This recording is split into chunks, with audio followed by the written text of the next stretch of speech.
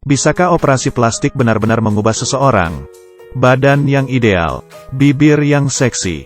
Dialah superstar yang banyak fansnya. Liliko. Tapi dia sebenarnya tidak bisa bernyanyi. Juga tidak bisa akting. Bahkan di acara show pun berantakan. Dia sebenarnya bagaimana bisa terkenal? Tentu saja bergantung kepada mukanya yang cantik. Tapi sebenarnya, mukanya ini, semuanya hasil operasi plastik. Aslinya dia itu gemuk, hingga tidak berani menaikkan kepala. Hiroko memilihnya, dan membawanya pergi untuk operasi plastik. Liliko pun berubah. Dalam semalam berubah menjadi wanita cantik.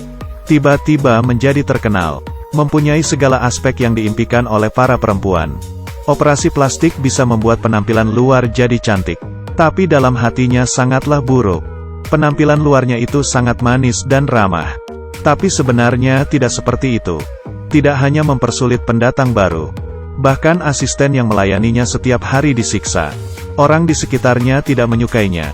Tapi Liliko sama sekali tidak memedulikannya. Dia cantik, penggemarnya banyak, tidak peduli orang ini lihat dia bagaimana. Tapi di suatu malam, dia tiba-tiba menyadari di dahinya muncul flek yang aneh, jelek. Liliko menjadi panik, kalau tidak mempunyai muka yang cantik. Dia akan kehilangan segalanya. Dia buru-buru menemui Hiroko untuk mencari cara. Tak disangka Hiroko berkata, ini hal yang normal. Ternyata, ini adalah efek samping dari operasi plastik. Kalau tidak rutin melakukan perawatan, tubuhnya akan muncul suatu cacat. Hiroko pergi ke dokter, menginginkan beberapa produk perawatan, membelikan penata rambutnya barang, agar dia membantu Liliko melakukan perawatan. Akhirnya, Liliko kembali menjadi cantik lagi. Tapi akibat dari operasi plastik itu semakin lama semakin parah. Mukanya terus tumbuh cacat. Sudah rutin perawatan tetap saja tidak ada gunanya. Karena begitu kegiatannya mulai dikurangi. Hubungannya dengan sang pacar pun juga terpublikasi. Para penggemar mulai tidak suka dengannya. Tidak ada cara lain. Liliko hanya bisa ke rumah sakit lagi. Menahan rasa sakit dan melanjutkan operasi plastik. Di dalam hatinya jelas, hidupnya, yaitu bergantung ke operasi plastik. Manajernya si Hiroko demi membantunya rutin perawatan, mengurangi kegiatannya, lalu membiarkannya istirahat. Setelah itu muncul pendatang baru yaitu Kozue. Kozue masih muda dan sangat bersemangat, yang memang sudah cantik dari lahir. Liliko yang pertama kali melihat langsung tidak suka. Melihat dia dengan tatapan tidak suka. Tapi pendatang baru sama sekali tidak peduli. Kinerja yang bagus. Manajernya membiarkan dia dan Liliko bekerja sama di acara yang sama. Penampilan yang bagus. Ditambah bimbingan senior. Dia pun langsung melaju tinggi. Semua perhatian berpusat kepadanya mengalahkan Liliko. Liliko putus asa. Mengancam sang manajer. Jika tidak membantunya, dia akan lompat dari gedung.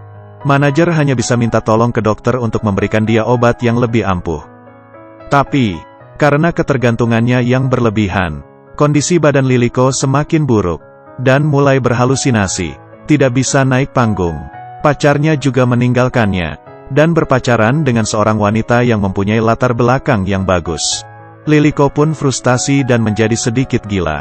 Mulai menambah perawatan yang berlebihan, untuk menjadi kurus dan cantik. Selalu mencongkel tenggorokan. Akhirnya, dia kembali ke kondisi yang paling stabil. Sekali lagi bersinar di atas panggung. Penggemarnya semua kembali, pacarnya juga kembali lagi ke sampingnya. Tapi di saat dia mendapatkan itu semua, terjadi suatu kecelakaan. Seseorang memberikannya dokumen. Di dalamnya, ternyata adalah semua proses dia operasi plastik.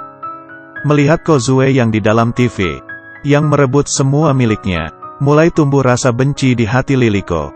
Dia menyuruh asistennya untuk melukai muka Kozue. Di saat yang bersamaan, dia sudah mempersiapkan perawatan untuk dirinya sendiri. Memutuskan untuk di hari ulang tahunnya di suatu acara TV, melakukan penampilan terakhir. Sebelum acara dimulai, seekor kupu-kupu yang cantik terbang di sampingnya. Acara ini pasti akan berjalan dengan lancar. Tapi, acara itu berantakan. Karena kupu-kupu yang dia lihat sama sekali tidak ada. Tapi karena ketergantungan berlebihan dalam waktu yang lama, dan menyebabkan halusinasi, semua aksesoris yang ada di tempat, semuanya menjadi ada mata, dan semua menatapnya. dan mengetahui rahasia dia operasi plastik. Dia pun frustasi, bertindak seperti orang gila. Sekelompok kupu-kupu terbang ke arahnya. Dia mengusir dengan menggerakkan tangannya, lalu terjatuh ke lantai. Dan akhirnya mulai tenang. Manajer menghentikan semua kegiatannya, tapi Liliko masih mengira, dengan operasi plastik akan bisa kembali ke atas panggung. Dia melakukan operasi plastik lagi, tapi ujungnya malah semakin buruk. Di sisi lain, sang asisten melihat Kozue yang polos, tidak melakukan apa-apa kepadanya, dan setelah manajernya mengetahui, dia pun menyerah terhadap Liliko. Liliko membiarkan dirinya basah kuyup karena hujan, dan membayangkan hidupnya yang indah. Hingga menjadi gila, dia bertanya ke cermin. Dirinya bukannya wanita paling cantik di dunia, tapi kenyataan menariknya kembali lagi menjadi sadar. Asisten yang melihatnya sangat menyedihkan, dan menemukan dokumen tentang dia operasi plastik. Memutuskan untuk membantunya. Dia menyebarkan data-data tersebut, berharap semua orang bisa kasihan kepada perempuan itu. Tapi yang didapatkan malah, penggemar semuanya meledak, menolak kepalsuannya. Semuanya menjadi kata marah. Manajernya juga terlibat. Untuk melindungi nama baiknya, dia menyiapkan konferensi pers untuk Liliko. Membuatnya untuk minta maaf. Di tempat penuh sesak. Tapi situasinya sangat berbeda. Hari ini semua adalah cahaya yang begitu dingin. Liliko mengenang. Di saat dia berada di atas panggung dulu, semua orang menunggunya untuk berbicara. Tapi Liliko tiba-tiba mengambil sebuah pisau dan menggores matanya. Dia sudah melihat, operasi plastik memang memberikan semua yang dia inginkan, tapi juga merusak dia. Di balik keindahan yang tiada habisnya, hanya keinginan tanpa akhir yang membawa kesedihan dan kehancuran. Ini adalah karya yang disutradarai oleh Direktur Mikami Nagawa pada tahun 2012.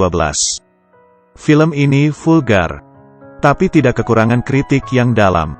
Ditambah sutradara yang berprofesi sebagai fotografer, menggunakan warna dan cahaya, melengkapi keseluruhan film, memiliki kecanggihan dan keindahan yang istimewa.